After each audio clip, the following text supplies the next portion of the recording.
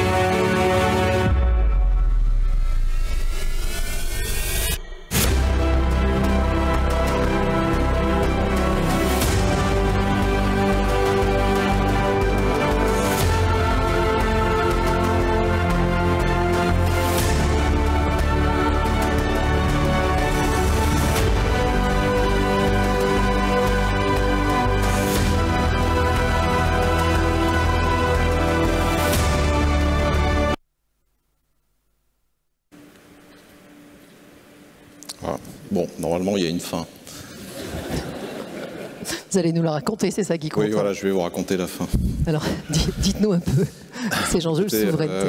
D'accord. Écoutez, merci déjà de m'inviter dans cet événement. Je remercie le directeur général du Sésame, M. Dubois, et M. Brafman, qui a eu la gentillesse de m'inviter. Alors, vous l'avez dit, moi, j'ai un parcours un peu atypique. Je suis un ancien militaire. J'étais pilote de chasse dans une vie antérieure, j'étais général dans l'armée de l'air, j'ai eu le redoutable privilège de mettre sur pied ce commandement de l'espace qui a été créé en 2019 et d'en assurer sa montée en puissance jusqu'en 2022. Donc j'ai été aux premières loges pour observer l'arrivée de cette nouvelle ère spatiale en Europe à la fin des années 2010. Et de voir vraiment décoller cette activité spatiale. Donc c'est un peu ce que je décris dans le livre que vous avez la gentillesse de mentionner. Et de voir aussi tous ces défis auxquels nous assistons, qui sont des risques et des menaces. Et nous distinguons bien les risques et les menaces. Et j'ai décidé donc de quitter l'uniforme en 2022 pour créer cette société. Donc vous avez vu le petit clip, tout au moins le début, avec cette musique qui fait très Star Wars, c'est vrai, et qui a vocation à rendre l'espace plus sûr et plus durable.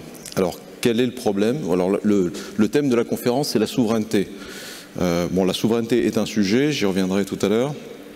Je pense qu'il y a un sujet avant la souveraineté.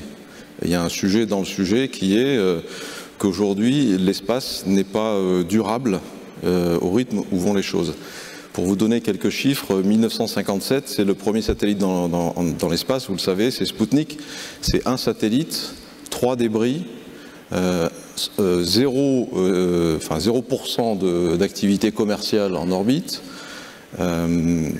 et l'économie spatiale n'existe pas. Aujourd'hui, en 2024, et nous avons passé le cap il y a quelques jours, il y a 10 000 satellites actifs en orbite. 80% d'entre eux sont commerciaux. L'économie spatiale au sens large, et ce sont des chiffres d'une récente étude du Forum économique mondial et de McKinsey, c'est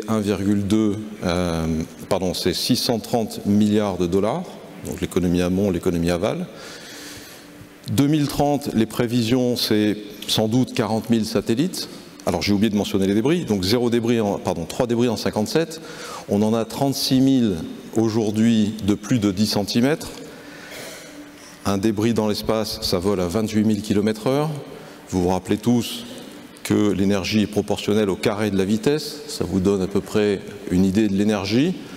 Et il y en a plus d'1 million de 1 cm et plus. Des études scientifiques ont montré que des débris de 3 cm suffisent à créer des dommages qu'on appelle catastrophiques dans le langage scientifique sur des infrastructures spatiales.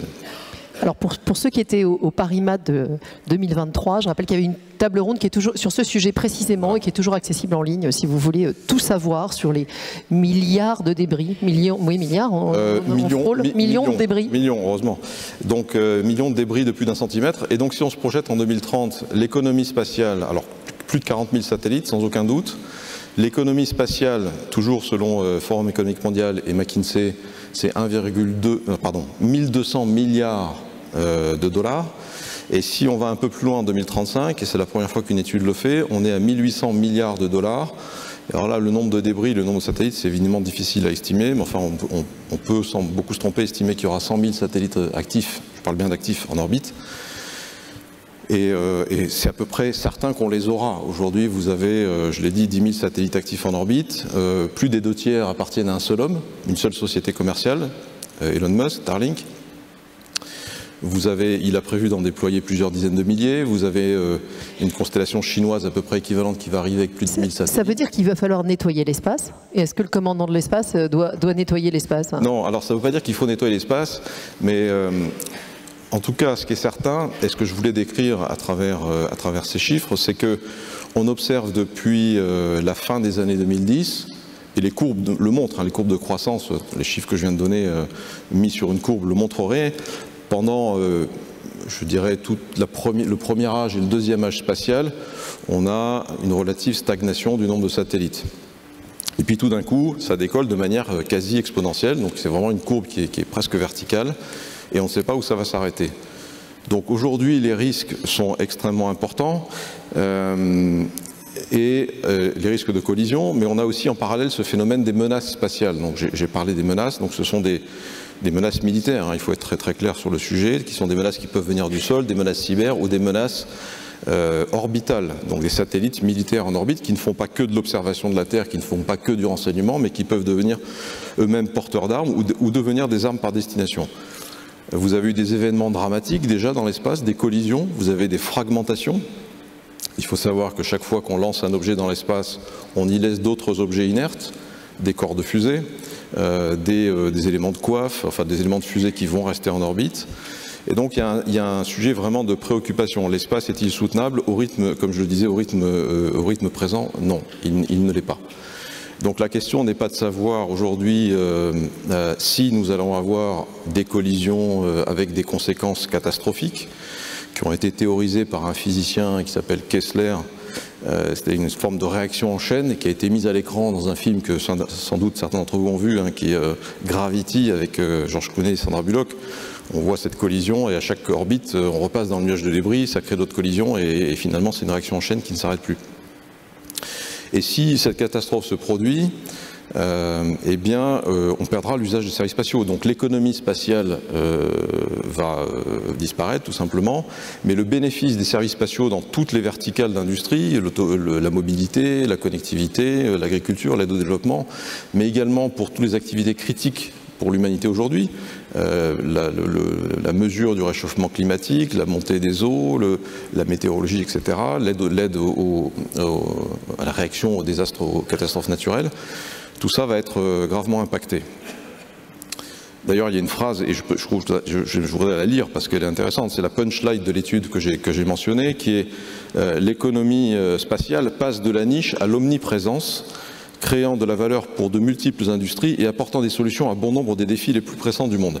Voilà, toute cette longue introduction pour vous dire que le sujet est quand même particulièrement préoccupant.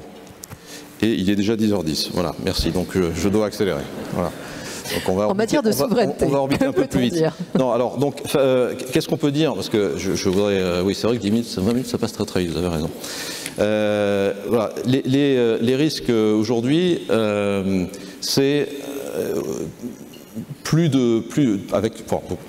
chez Lookup, qu'est-ce qu'on a fait? On a créé on développe un réseau de radars, on développe un radar qui est basé au sol et qui va détecter tous les objets de plus de quelques centimètres. On va voir exactement ce que c'est capable de voir en orbite basse. On va en déployer tout autour de la planète dans les territoires ultramarins, puisqu'on a cette chance en France et en Europe de bénéficier des territoires ultramarins. Et de cette façon, on va être capable de détecter tous ces objets avec un taux de revisite suffisant. On va fusionner toutes ces données dans une plateforme digitale, donc il y a un vrai pilier industriel, infrastructure, avec beaucoup de R&D. Et il y a un pilier numérique pour le traitement de cette donnée et donner à des clients qui sont à la fois gouvernementaux, privés, civils et défense. Et donc ils peuvent être des opérateurs spatiaux, mais, et la question est ouverte, ça peut être également des assureurs qui peuvent en bénéficier, des informations pour éviter que ces catastrophes se produisent. Donc des informations pour éviter les collisions, mais surtout pour que les manœuvres que l'on va faire pour éviter ces collisions ne génèrent pas d'autres risques par elles-mêmes. Donc aujourd'hui, de quoi avons-nous besoin pour continuer à avoir un espace durable ? On a besoin de capacité, donc c'est ce que nous, chez Lookup, on fait. Donc aujourd'hui, c'est une société qui compte 30 personnes. On travaille avec un consortium industriel d'une quinzaine d'entreprises. Notre premier radar va être opérationnel dans le sud de la France l'été prochain, en 2025. Les premiers travaux d'intégration ont commencé. La plateforme distribue déjà des services. Je voulais vous faire une démonstration live parce que c'est toujours plus intéressant que de parler, mais malheureusement, ça n'était pas possible techniquement. On est aujourd'hui capable de fusionner des données qui ne sont pas les nôtres, parce que nos radars ne fonctionnent pas encore, mais on est capable de donner des situations extrêmement précises avec des suggestions d'évitement de manœuvres pour éviter les collisions. Oui, alors j'avais pris quelques planches. On a un moteur de recherche qui permet d'identifier dans une base de données assez importante selon différents paramètres, tous les objets spatiaux. On arrive, là j'ai créé une collection, ça vous montre à l'écran tous les satellites actifs, c'est une vue sur l'orbite basse. À partir de là, on peut choisir n'importe quel objet, je vais me tourner dans l'autre sens, ce sera plus facile. On peut choisir n'importe quel objet. Alors quand vous cliquez comme ça, vous avez 2 chances sur 3, hein, c'est mathématique, de tomber sur du Starlink. Vous pouvez accéder à des informations contextuelles sur l'objet que vous identifiez. Vous pouvez, là je vous ai mis à l'écran un screenshot avec les rocket bodies, donc les étages de fusée. Dont la plupart font plus de 500 kg, donc il faut imaginer, ils vont jusqu'à plusieurs tonnes aujourd'hui. Vous avez ici un exemple avec un étage de fusée russe qui orbite depuis 1973 et qui fait 1,4 tonne, qui est en orbite. Donc ça c'était pris ce matin, hein, j'ai fait ça ce matin avant de venir. Et ici on arrive à une fenêtre qui affiche en permanence les calculs de risque de collision de tous les objets en orbite contre tous les objets en orbite. Donc c'est pas juste un objet et on regarde quels sont les risques qu'il a. On fait du all versus all. Voilà, nos algorithmes font ça et on peut les classer par différents critères. Et vous avez des risques de probabilité. Celui du haut, par exemple, c'est 1,28 10-4. Je rappelle que gagner Euromillions, les probabilités, c'est une chance sur 149 millions. Ici, vous avez une chance sur, sur 100 000, sur 10 000 de percuter avec une mise distance qui est ici de 530 mètres. Donc ça passe encore relativement loin, je dirais. Mais une vitesse relative qui est de 15 000 mètres secondes. Donc ça fait quand même pas mal. Voilà, quand on va cliquer sur ce cas-là, on va avoir une analyse du croisement et ce que ça va donner. On va avoir la façon dont le risque évolue et la probabilité. Ici, c'est un autre exemple. Et quand on va cliquer sur le Maneuver Studio, je crois qu'on a un pointeur laser, il me semble ici, voilà. Ici, vous avez un Maneuver Studio. Quand on clique là-dessus, on va avoir... Bon, là, c'est les charts, c'est encore des outils d'analyse pour analyser le croisement dangereux. Et ici, vous avez des suggestions de manœuvres pour ramener la probabilité de collision à un niveau que vous aurez choisi. Bon, voilà, vous êtes les seuls à faire ça ou on imagine qu'à la NASA, ils sont hyper bons sur le sujet? Alors, à la NASA, pas du tout, parce qu'ils ne font pas du tout ça. Non, alors on n'est pas les seuls. Imaginez bien que c'est un marché qui est émergent. Mais on pense qu'il va, pour les raisons que j'ai indiquées, il va grandir. Exploser. Exploser, ça serait merveilleux. Grandir, en tout cas, ça serait déjà pas mal. On a de la concurrence, évidemment. Nous, on pense que on a fait les bons choix technologiques. Je me suis associé, j'ai oublié de le dire, avec l'ancien chef du service surveillance de l'espace du CNES, l'Agence spatiale française. Donc on a réuni un peu le meilleur des 2 expertises de défense et civile. On fait de la fusion de données multicapteurs, ce qui fait que n'ayant déjà pas encore nos propres données, on est capable de donner de l'information qui est extrêmement pertinente. Et finalement, on en vient avec votre question à la question de la souveraineté. Aujourd'hui, nos principaux concurrents, ils sont américains. Voilà. Je dirais dans le monde accessible, hein. Je ne parle pas de la Chine et de la Russie, mais nos principaux clients sur le marché commercial sont américains, et en particulier c'est une société américaine qui utilise la même technologie que nous, le radar. Donc on a un enjeu de souveraineté, c'est très clair, parce que ce type de décision, c'est-à-dire la sécurité de nos infrastructures spatiales, qu'elles soient commerciales ou souveraines ou gouvernementales ou institutionnelles, ça ne peut pas reposer totalement, ça peut reposer en partie, mais ça ne peut pas reposer totalement sur des données et des services extra-européens, je dirais, qu'on ne maîtrise pas de bout en bout. Parce que j'allais dire, vous avez une vocation européenne. Alors on a non seulement une vocation européenne, mais on a clairement une vocation mondiale. Donc dans notre deck, parce qu'on a fait déjà, alors je ne l'ai pas dit, mais je le dis, on a jusqu'à présent réuni une vingtaine de millions d'euros de fonds publics et privés. On prépare une deuxième levée de fonds. Mais on a clairement dans notre deck une première planche qui montre une ambition qui est particulièrement modeste, puisqu'on dit qu'on veut être un leader mondial. Voilà, donc on pose tout de suite la question, et on ne peut pas être un acteur national ou un acteur strictement européen. On est obligé d'adresser un marché qui est mondial. L'espace est global au sens anglo-saxon du terme par nature. Il n'y a pas de, si vous voulez, c'est pas la Mare Nostrum, c'est pas notre mer, c'est l'espace de tout le monde. Voilà. La prochaine étape, ça va être quoi ? Je crois que la prochaine étape aujourd'hui, c'est bon, nous on développe une capacité qui va apporter des services. Je crois qu'il y a une étape qui est très importante, c'est l'implication de tous les acteurs. Et si j'ai un message à vous faire passer, c'est que je pense que le monde de l'assurance a un rôle à jouer dans ce domaine.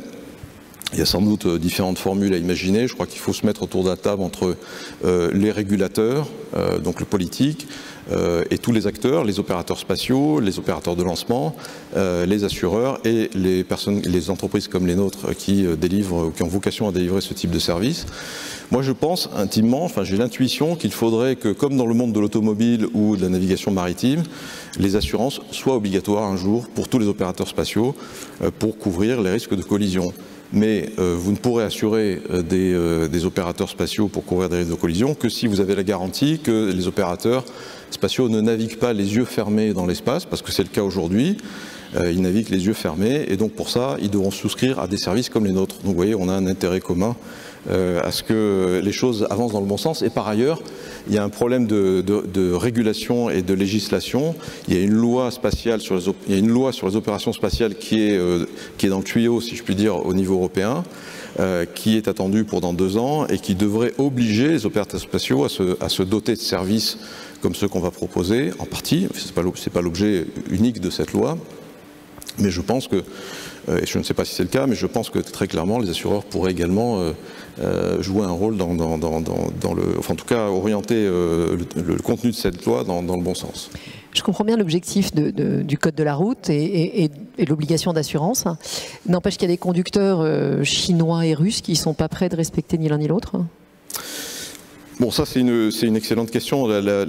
C'est toute la difficulté de la chose, comme je l'ai dit tout à l'heure. C'est pas un espace, l'espace est partagé par tout le monde. Il n'y a pas de territorialité dans l'espace. Il y a un traité de l'espace qui est assez lacunaire. Donc, il va falloir à un moment donné qu'il y ait des mécanismes de coordination, si ce n'est de régulation, de coordination entre tous les acteurs, et en particulier entre les Russes, les Chinois et, je dirais, le reste, enfin le monde occidental.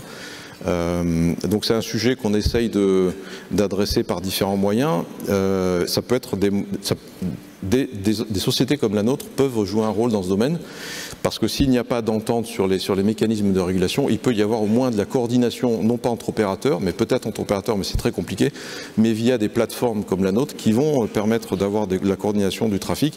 Quand vous détectez une collision possible entre un satellite d'une société européenne et un satellite chinois, un satellite russe, il faut qu'il y ait un mécanisme de coordination, ou en tout cas de dialogue, un canal de dialogue entre ces opérateurs. Et nous, on a un rôle à jouer dans ce domaine. Si je simplifie à l'extrême, vous pouvez être la tour de contrôle du spatial. Oui, ça serait simplifié à l'extrême, parce qu'on peut être un des acteurs qui fournit des capacités. Je pense qu'il y aura aussi, c'est une question qui est en train d'être réfléchie collectivement, il y a aussi une répartition des rôles à trouver aujourd'hui entre le secteur public et le secteur privé. Il y a de l'argent public qui est mis dans ce domaine, et notamment il y a un consortium européen qui va devenir sans doute une agence de l'Union, ou peu importe la forme juridique, mais qui sera chargée d'offrir des services gratuits à des opérateurs spatiaux. Mais la question, c'est de savoir quel est le niveau de ces services et quelle sera l'universalité des personnes, enfin quel sera le périmètre des personnes qui pourront avoir accès à ces services. Pour le dire autrement, et je terminerai là-dessus, si vous avez un service vous êtes opérateur aérien et que vous avez un service gratuit de météo qui est au journal du 20h télévisé, vous regardez, ça ne vous suffit pas. Ok, vous avez un service gratuit de météo, mais vous ne pouvez pas opérer vos avions avec ça. Vous êtes obligé de souscrire à des services payants qui sont sur mesure et qui vont vous aider à réaliser vos missions et assurer votre sécurité. Voilà. Nous, on sera là pour ça. Alors, en guise de conclusion, s'il n'y a qu'une chose à retenir. S'il n'y a qu'une chose à retenir, je dirais que moi, ce que je comprends, c'est que dans le monde de l'assurance, il y a une grande interrogation aujourd'hui sur l'avenir de l'assurance pour le domaine spatial, puisque je crois que les dernières années ont été un peu difficiles avec des tendances qui ne sont pas très bonnes. Moi, je pense qu'il y a une réflexion à conduire sur la façon de... Aujourd'hui, je crois qu'il y a à peu près un tiers des satellites qui sont assurés et 2 tiers qui ne le sont pas, donc il y a clairement une question d'assiette. Et je pense qu'aller dans le sens d'une généralisation ou de rendre obligatoire les assurances pour les satellites, mais avec des services qui vont permettre d'éviter les collisions, des services de très haut niveau, c'est sans doute la solution pour, d'une part, éviter que l'espace ne soit plus utilisable, avec toutes les conséquences que ça peut avoir, et d'autre part, que des acteurs comme vous et comme nous, on puisse y trouver notre compte. Merci beaucoup, Général. Je pense qu'on peut vous applaudir. Merci.